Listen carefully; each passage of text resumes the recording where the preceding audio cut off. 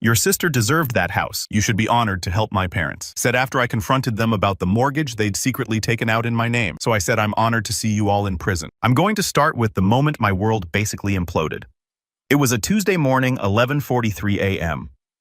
I remember because I was literally watching the clock waiting for my lunch break. I work at a logistics company doing inventory management. Nothing fancy, but it pays the bills. Anyway, I'm sitting in my tiny-ass kitchen. And when I say tiny, I mean if two people are in there at the same time, someone's getting elbowed, eating those 99-cent ramen noodles like the financial powerhouse I am. My phone rings. Unknown number, out-of-state area code. Normally, I'd let it go to voicemail because who actually answers random calls anymore, but I was bored and figured why not. Hello, I say, probably sounding like I had food in my mouth because, well, I did. Is this Nathan Reynolds? The voice was all business. No, how are you today? Straight to the point. Yeah, that's me. This is Tracy from Silver Oak Mortgage Servicing. We're calling about the delinquent balance on your mortgage account. We've sent several notices to your address and haven't received any response. I literally stopped chewing like mid-bite. Noodles hanging out of my mouth like some kind of confused pasta monster. Hold up. What mortgage? Tracy didn't even pause. The mortgage associated with the property at 412 Lavender Drive in Millbrook Heights. Your name is listed as the primary borrower. Current outstanding balance is $463,117.83. I'm not even kidding. I started laughing. Like actually belly laughing. It was so absurd. I thought someone was pranking me. Lady, I think you've got the wrong Nathan Reynolds. I rent a 600-foot apartment and my bed is on the floor. My biggest financial decision this month was whether to buy name brand mac and cheese or stick with the store brand. I don't even own a couch, let alone a $500,000 house. Tracy sounded like she'd heard this song and dance before. Sir, I understand your confusion, but I need to verify some information. But then Tracy starts asking for my personal info. Social security number, date of birth, mother's maiden name, and everything matched. Everything. The loan was real. It was in my name, and it was defaulted. I felt the blood drain from my face. You know that feeling when you're about to get hit by a truck and your brain just starts screaming? That was me. My hands actually went cold and I had to put the phone on speaker because I was shaking too bad to hold it. Get this. About a year and a half earlier, someone had taken out a mortgage using my identity. They bought a house in some suburb I'd never heard of and defaulted within 10 months. The co-signer, my dad. That's when everything clicked. And I was about to lose my absolute mind. See, here's the thing about my family that you need to understand. I'm the middle kid. Got an older brother who's basically perfect married. His college sweetheart works in finance. Lives in some McMansion with 2.5 kids and a golden retriever. Then there's my younger sister, Rachel. She's 27, 5 years younger than me, and she's been the family princess since day one. Rachel's always been finding herself yoga instructor for 6 months, then a life coach. Then she was going to be an influencer, always in designer athleisure, always talking about manifesting her dreams and aligning with abundance. My parents have been bankrolling her lifestyle since she graduated college with a communications degree she's never used. Meanwhile, me, I've been working since I was 16. Paid my own way through community college, got a decent job, never asked for handouts. I'm the responsible one who doesn't need help. The invisible kid who just handles his own crap and stays out of the way. But apparently I wasn't invisible enough to keep them from using my identity to buy Rachel her dream house. I hung up on Tracy and immediately called my dad. He answered like he always does, annoyed that someone dared interrupt his retirement. Nate, what's up? Did you co-sign a mortgage with my name on it? Dead silence, like the kind of silence that's so loud it makes your ears ring. Why would you think that? He finally asked, but way too fast. Like he'd been rehearsing the answer. Because the bank just called me about a house I apparently own, and guess whose name is on it as co-signer? More silence. Then look, calm down. It's not a big deal. Not a big deal. My voice went up about 3 octaves. You used my identity to buy a house. That's literally fraud. She needed help. He said like that explained everything. Help? You signed me up for a $463,000 loan without asking. That's when I heard her in the background, Rachel's voice, all panicked and whispery. Of course she was there, probably lounging on some overpriced sectional sofa in her stolen house, freaking out that her free ride was about to end. I could picture her in those $150 athleisure pants she's always wearing, the ones that cost more than my grocery budget for a month. Then my mom gets on the line. Well, you weren't using your credit for anything important anyway. I had to sit down. I was so stunned I couldn't form words. They talked about my credit like it was some family resource they could just borrow whenever they felt like it. like my financial future was their personal piggy bank. Later, and this part made me want to burn everything down, I found out they'd used an old power of attorney form, one I'd signed when I was 18, so my dad could help me appeal a student loan issue. They kept it for over a decade and used it to forge my signature on mortgage paperwork. When I pulled my credit report that night, it looked like a war zone. Late payments, collections, foreclosure proceedings. My score had dropped from 780 to 520. And me, I was about to get sued for a house I'd never even seen. The next few days were a blur of phone calls, paperwork, and slowly realizing just how deep this rabbit hole went. I called in sick to work and spent 12 hours a day trying to figure out what the hell happened to my life. First stop, the credit report. It was worse than I thought. Not only was there the mortgage, but there were 3 credit cards opened in my name over the past 2 years. All maxed out, all in default. Someone had been living it up on my credit while I was eating ramen and riding the bus to work. I filed identity theft reports with all 3 credit bureaus, froze my credit, sent cease and desist letters to every collection agency that was harassing me. The whole process was like navigating a bureaucratic nightmare designed by sadists. Hold times that lasted longer than some movies. Transfer after transfer to departments that didn't exist. At one point, I spent 45 minutes explaining my situation to a guy who kept asking if I was sure I hadn't just forgotten about buying a house. Yeah, buddy. I definitely forgot about dropping $500,000 on real estate while I'm over here counting quarters for laundry money. But here's the thing. The bank still had my signature on file, a signature my own family had forged. So I did what any reasonable person would do. I started investigating. Turns out Rachel hadn't just moved into this house. She'd been posting about it on social media for over a year. Instagram stories from her dream home, Facebook posts about grateful living, TikTok showing off her walk-in closet. She had a whole highlight reel called House Goals where she's posing in front of granite countertops and a kitchen island that cost more than I make in 6 months. But here's what really pissed me off.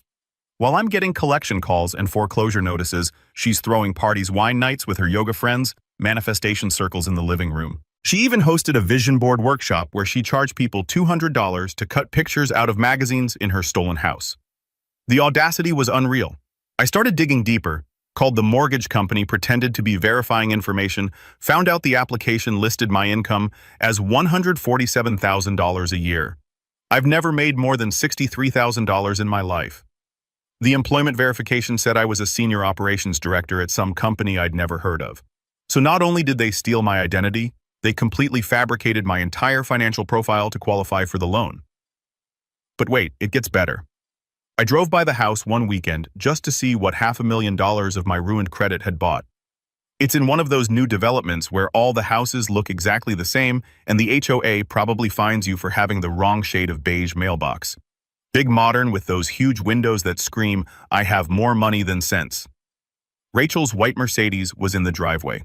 Because of course it was. I sat there for maybe 10 minutes just staring at this house that was technically mine, but that I'd never be able to afford, watching my sister live her best life on my dime. A jogger ran past some soccer mom in designer workout gear that probably cost more than my car payment. She gave me a suspicious look like I was casing the joint. If only she knew I was the guy actually paying for half the houses in this neighborhood through identity theft. That's when something inside me snapped. I'd always been the good son, the quiet one who didn't make waves, the one who cleaned up his own messes and never asked for help. But they'd taken everything from me. My credit, my financial future, my ability to ever buy a house of my own. And they expected me to just smile and take it. Nah, I was done being the family doormat. Actually, scratch that. I wasn't just done being the doormat. I was about to become their worst freaking nightmare. So, here's where I probably should have just called the cops and let them handle it. Normal people would have filed a police report, hired a lawyer, gone through proper channels. But I wasn't feeling particularly normal at this point. I was feeling strategic. See, the thing about being the ignored middle child is you get really good at observing. You learn to pay attention to notice things other people miss. And what I'd noticed over the years is that my family operated on a very simple principle. Rachel gets what Rachel wants, and everyone else figures out how to make it work. Well, I was about to flip that script. First thing I did was document everything. And I mean everything. Screenshots of Rachel's social media posts, photos of her car in the driveway. I even took pictures of her posting packages by the front door. Designer clothes from companies I couldn't pronounce. Organic meal kits that cost more per day than I spend on food in a week. Copies of every letter from the mortgage company. I started a spreadsheet tracking every payment, every late fee, every collection notice. I was building a case like I was the FBI going after a mob boss. The spreadsheet was honestly therapeutic.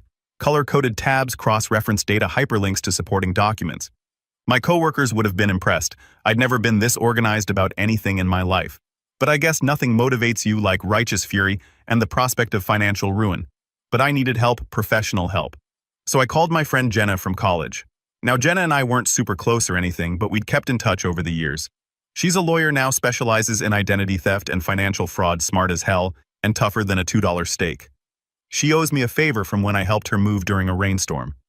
And everyone else bailed, plus she hates bullies. And what my family did was pure bullying. I called her on a Friday afternoon.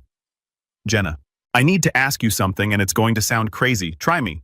So I told her everything. The mortgage, the forged signature, Rachel living in the house, my parents acting like it was no big deal. When I finished, there was silence for like 30 seconds. Oh, Nate, this isn't just identity theft. This is fraud on multiple levels. How long has this been going on? About 18 months. And they're still living in the house. Rachel is posting about it on Instagram, like she's some kind of lifestyle influencer.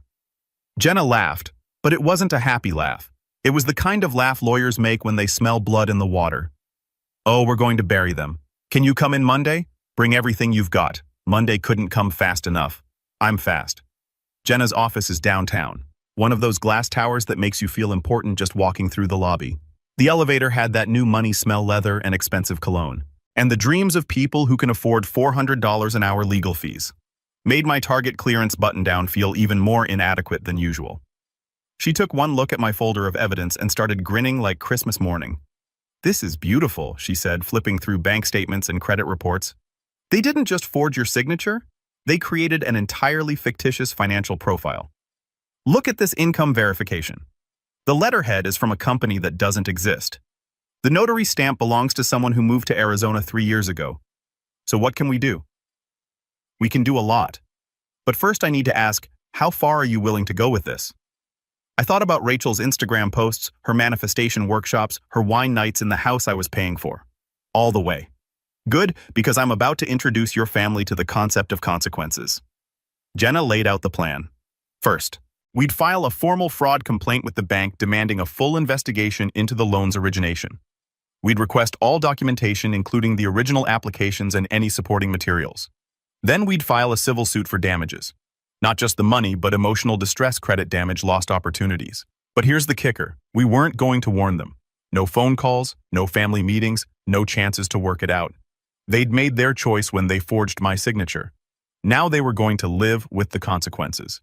One more thing Jenna said as I was leaving. Don't contact them. Don't text. Don't call. Don't show up at the house. Let the paperwork do the talking. I nodded, but I was already planning my next move. Because there was one thing Jenna didn't know about me. I'd always been better at playing chess than anyone in my family realized, and it was time for my opening move. 2 weeks later, I was standing on Rachel's doorstep with a manila folder that was about to ruin her day. I know Jenna said not to contact them, but I needed to see her face when reality hit. Sometimes revenge isn't just about winning, it's about watching them realize they've lost. I drove out on a Thursday morning, took a personal day from work.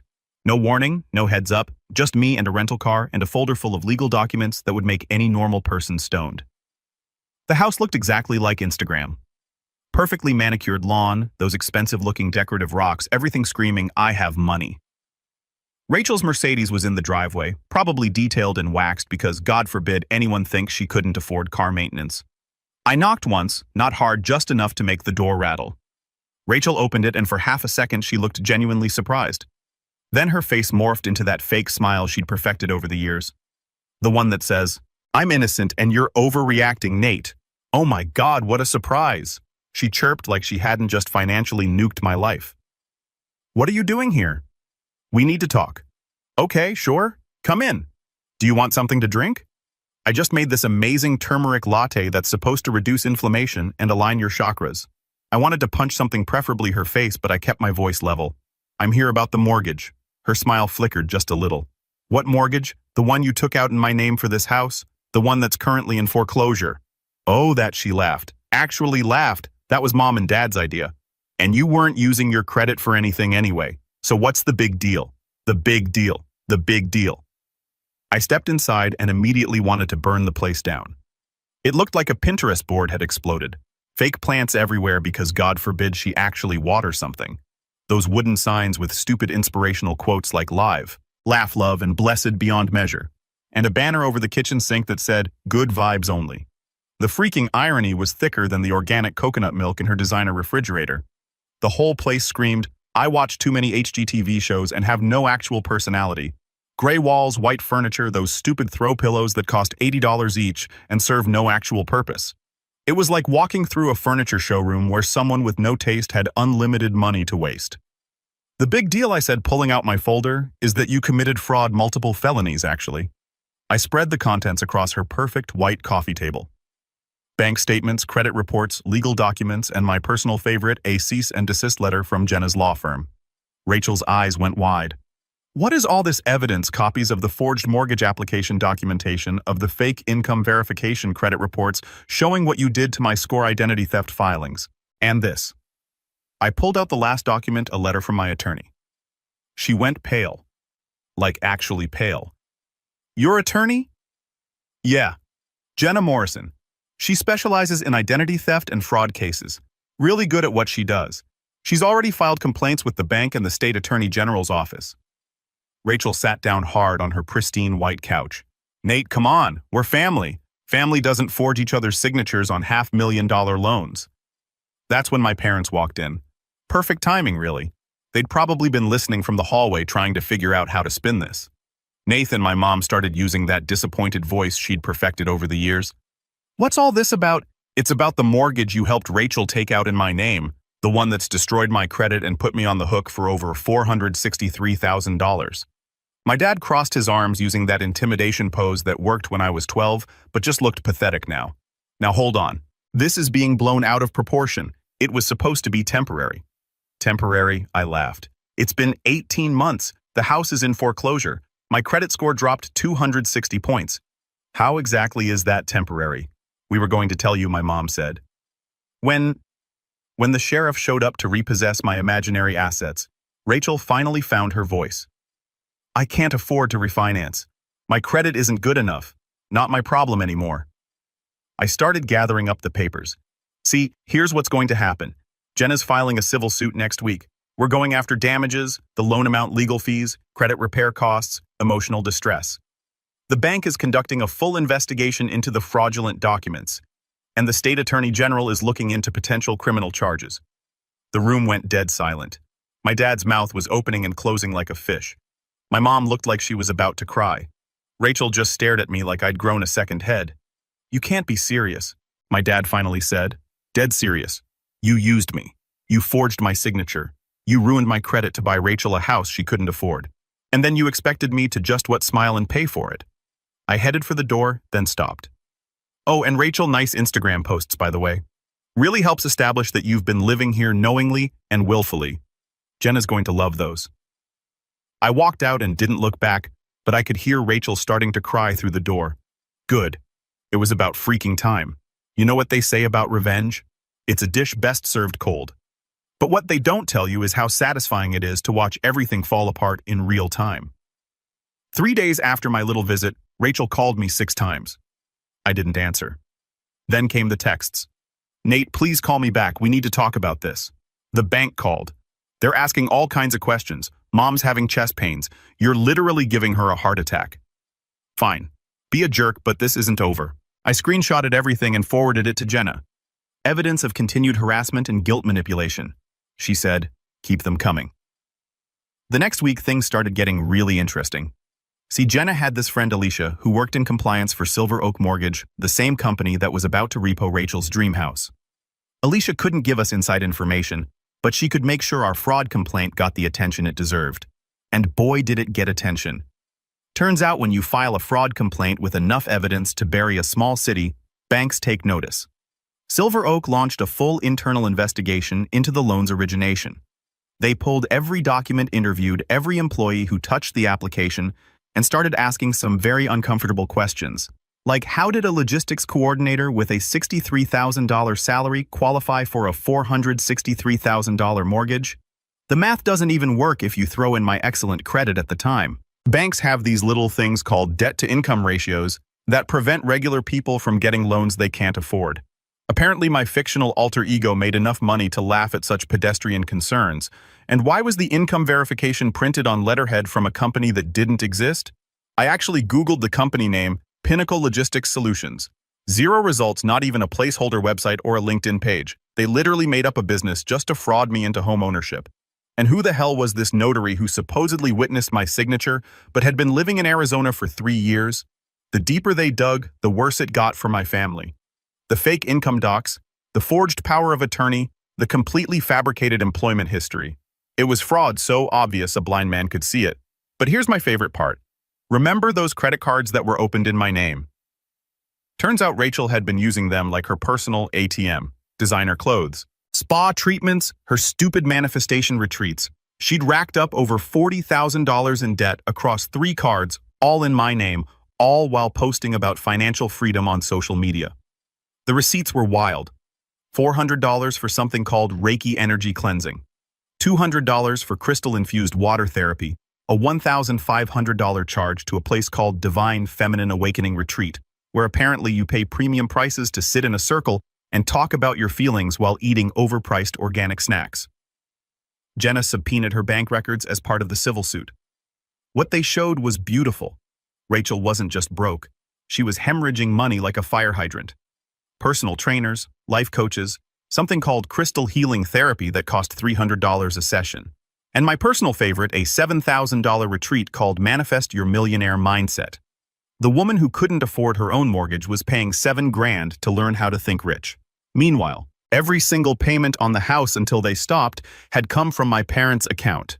So they took out a loan in my name, never told me paid it themselves until they ran out of money, then let it default and stuck me with the consequences. The freaking audacity was breathtaking. But wait, it gets better. Because while Silver Oak was doing their investigation, they had to halt all foreclosure proceedings, which meant Rachel got to keep living in the house while they figured out if the loan was legitimate. So of course she decided this was all going to blow over. She kept posting on Instagram inspirational quotes about weathering life storms and staying aligned with abundance during challenging times. She even did a whole Instagram live about how negative energy from family members can block your manifestations without a trace of irony. Kept throwing her little parties. Wine nights where she and her equally delusional friends would drink $30 bottles and talk about their journeys.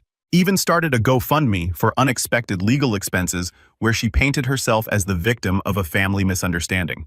The GoFundMe description was a masterpiece of delusion. Hi, beautiful souls. As many of you know, I'm going through a challenging time with some family drama that's affecting my living situation. Some people don't understand the power of manifestation and abundance, and they're trying to use legal tactics to block my blessings. Any support would be deeply appreciated as I navigate this difficult journey. I'm not kidding. She literally crowdfunded her legal defense for committing fraud against her own brother, and people donated. Apparently, there's a whole community of idiots out there who believe that financial responsibility is just another form of negative thinking. That's when I knew she still didn't get it. She thought this was just another mess that mommy and daddy would fix.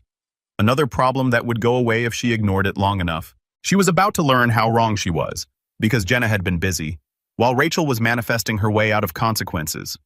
Jenna was building a case that would make prosecutors weep with joy. She documented everything. The forged signatures, the fake income verification, the fraudulent credit applications. She'd interviewed witnesses, gathered evidence, and prepared a civil suit so airtight it could survive a nuclear blast. But the real kicker, she'd also sent everything to the district attorney's office, because identity theft isn't just a civil matter, it's a felony. And when you steal over $500,000 using someone else's identity, prosecutors tend to take that personally. The criminal referral went through on a Tuesday. By Friday, Rachel had 2 detectives at her door asking some very pointed questions about mortgage fraud and identity theft. I found out because she called me sobbing, begging me to make this stop. I let it go to voicemail. Then I played the message for Jenna while we had coffee. That sound, Jenna said, stirring her latte. Is the sound of consequences finally catching up? I smiled. We were just getting started. The criminal investigation moved faster than I expected. Turns out when you hand prosecutors a slam dunk case with more evidence than they know what to do with, they don't waste time. Detective Martinez called me on a Monday morning. Professional, straightforward, no nonsense. Mr. Reynolds, we've reviewed the evidence you provided regarding the fraudulent mortgage. We'd like you to come in and give a formal statement. Best Monday ever. The police station was exactly what you'd expect. Fluorescent lights, stale coffee, and that weird smell that's part disinfectant, part despair. Detective Martinez led me to a small interview room and set up a digital recorder. Just tell me what happened, she said, from the beginning. So I did. The phone call from the bank finding out about the house. Discovering the forged documents, Rachel living it up while my credit burned. Martinez took notes, asked clarifying questions, nodded in all the right places. This is pretty straightforward, she said when I finished. Your sister and parents committed multiple felonies. Identity theft, mortgage fraud, filing false documents. The evidence you've provided is overwhelming. What happens now? We finish our investigation and present the case to the district attorney. Given the dollar amounts involved, we're looking at serious charges. Your sister could be facing 10 to 15 years if convicted on all counts. 10 to 15 years. For a second, I almost felt bad. Almost. Then I remembered Rachel's Instagram post from last week. A selfie in front of her house with the caption, "Grateful for abundance flowing into my life. Blessed manifesting magic dreams come true." The feeling passed. While the criminal case was building, the civil side was moving just as fast. Jenna had filed our lawsuit the week before, and the process server had delivered papers to Rachel and my parents the same day the detectives showed up. You should have seen the voicemail Rachel left me that night. I'm talking 6 minutes of unhinged sobbing threats, guilt trips, and what I can only describe as a complete psychological breakdown. You're destroying our family. How can you do this to your own sister moms in the hospital because of you? Dad's talking about disowning you. This is all over some stupid paperwork. I hate you. I freaking hate you. I saved it. Jenna said it was excellent evidence of intimidation and harassment, but the real fun started when the bank finished their investigation. Silver Oak didn't just determine that the loan was fraudulent. They went nuclear. They demanded immediate repayment of the full balance plus penalties. When that didn't happen, shocking, I know they accelerated foreclosure proceedings and went after Rachel and my parents for damages. Turns out banks really don't like it when you make them unwitting participants in mortgage fraud. Who knew Rachel tried to refinance in her own name? Her credit score was 531. Even payday loan companies laughed at her application. She tried to sell the house. But here's the thing about houses bought with fraudulent loans. The title gets all kinds of messy when lawyers get involved. No legitimate buyer would touch it. So she did what entitled people always do when reality hits. She doubled down. She hired her own lawyer, some strip mall attorney who probably got his degree from a Cracker Jack box. This guy actually had the balls to argue that I'd implicitly consented to the loan by not monitoring my credit reports closely enough. Yeah, my sister stealing my identity was somehow my fault for not catching her fast enough. Jenna eviscerated him in court. And when I say eviscerated, I mean she turned him into legal hamburger. She presented our evidence methodically, professionally, and with the kind of cold precision that makes opposing counsel question their life choices. The judge wasn't impressed with the implicit consent argument or the family disagreement defense, or Rachel's tearful testimony about how she'd honestly believed she had permission to use my credit. He was especially unimpressed when Jenna played Rachel's GoFundMe video, where she described the whole thing as a misunderstanding while sitting in the fraudulently obtained house wearing a $300 yoga outfit bought with my stolen credit cards. Miss Reynolds, the judge said, ignorance is not a defense for felony fraud, and this court does not recognize manifesting as a legitimate financial planning strategy. I almost applauded. The civil judgment was everything we'd asked for and more. $267,000 in damages covering the loan balance, legal fees, credit repair costs, and emotional distress, plus interest, plus a permanent injunction preventing Rachel or my parents from ever using my personal information again. The judge specifically noted that the emotional distress damages were warranted given the deliberate and malicious nature of the fraud committed by family members against the plaintiff. Even the legal system recognized that this wasn't just theft, it was betrayal at the deepest level. But here's the beautiful part. The criminal charges were still pending, and they were serious. Identity theft in the first-degree mortgage fraud conspiracy, filing false documents. The district attorney was talking about making an example. Rachel was looking at real prison time. And for the first time in her entitled little life, Mommy and Daddy couldn't write a check to make it go away. The foreclosure hearing was scheduled for the following month.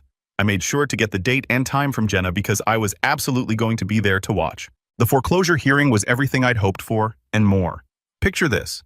A gray courthouse conference room that smelled like old coffee and broken dreams.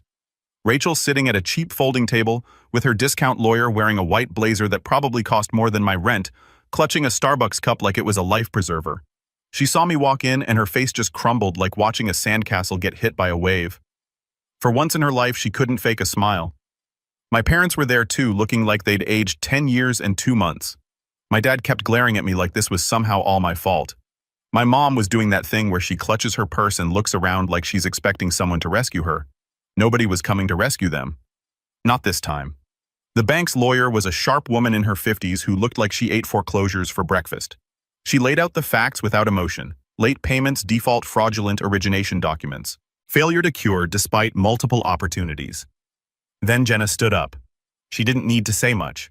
The evidence spoke for itself.